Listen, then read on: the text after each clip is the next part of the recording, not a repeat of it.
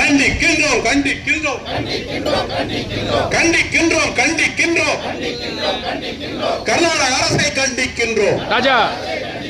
கர்நாடக அரசை கண்டிக்கின்றோம். வெள்ள காலத்தில் தண்ணீரை திறந்து விடும் கர்நாடக அரசு கட்டாதே கட்டாதே கட்டாதே கட்டாதே மேகதாதுவில் அணையினை கட்டாதே கட்டாதே.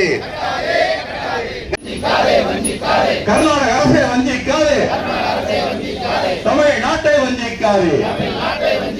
ஏங்குகிறோம் ஏங்குகிறோம் தண்ணீருக்காக ஏங்குகிறோம். நியாயம் தானா நியாயம் தானா போராட்டம் நடத்துவது நியாயம் தானா போராட்டம் நடத்துவது நியாயம் தானா. தமிழ்நாடு அரசை கூட்டியடு கூட்டியடு அனைத்து கட்சி கூட்டத்தை உடனடியாக கூட்டியது உடனடியாக கூட்டியது. தீர்வு காண்போம் தீர்வு காண்போம் தீர்வு காண்போம் தீர்வு காண்போம்.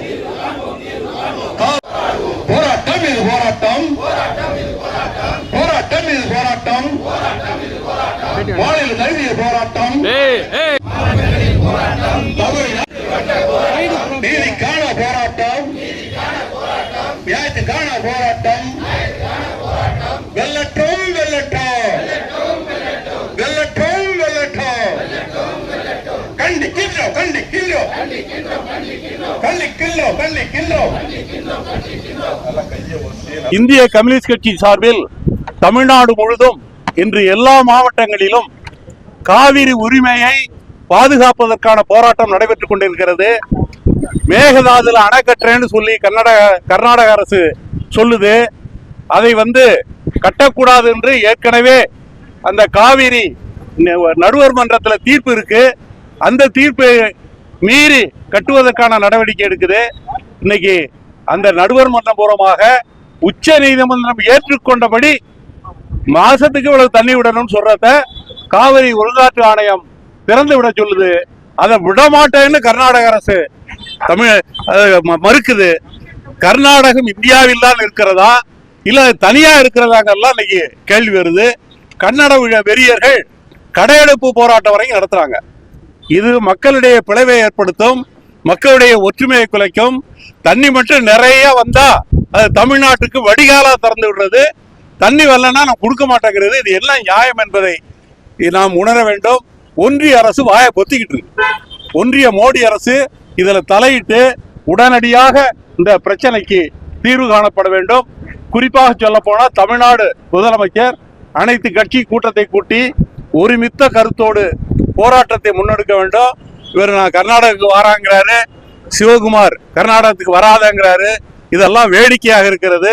எனவே தமிழக மக்களின் ஒட்டுமொத்த குரலாக இந்த பிரச்சனைக்கு தீர்வு காண வேண்டும் என்பதுதான் இந்திய கம்யூனிஸ்ட் கட்சியின் நிலை. இந்த போராட்டத்தின் மூலமாக எச்சரிக்கை செய்கிறோம்.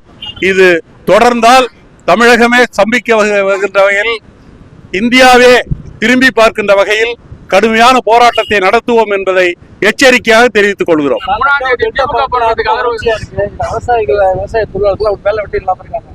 இன்னைக்கு பாத்தீங்கன்னா பழைய நிலைமை, எலிக்கறி சாப்பிட்ட நிலைமை திரும்ப டெல்டா மாவட்டத்துக்கு வருது. நீங்க வறட்சியால் பாதிக்கப்பட்டிருக்கிறது, விளைச்சல் இல்ல, விவசாய தொழிலாளர்கள் வேலையின்றி இருக்கிறார்கள், பொருளாதாரம் மிகவும் நலிந்து விட்டது. எனவே தமிழ்நாடு அரசு இந்த நம்முடைய டெல்டா மாவட்டங்களை வறட்சி பாதித்த மாவட்டங்களாக அறிவித்து நிவாரணம் உடனடியாக வழங்க வேண்டும். விவசாயிக்கு வழங்கணும், விவசாய தொழிலாளர்களுக்கு வழங்கணும். அதே மாதிரி இந்த ஒன்றிய அரசு இந்த வறட்சிக்கான பேரிடர் நிதியை தமிழ்நாட்டுக்கு ஒதுக்கணுங்கிறதையும் கேட்டுக்கிறோம். இப்ப 3ஆம் தேதி போராட்டம் திமுக போராட்டத்திற்கு அந்த போராட்டங்கிறது அவங்க நடத்துற போராட்டம், இந்த போராட்டம் நாங்க நடத்துற போராட்டம். எதுங்க? ஆதரவு தெரிவித்து கலந்துக்கிறீங்க? இல்ல இல்ல இல்ல, தமிழகத்தின் ஒத்த குரலா ஒழிக்கணுங்கிறதா எங்க நிலை.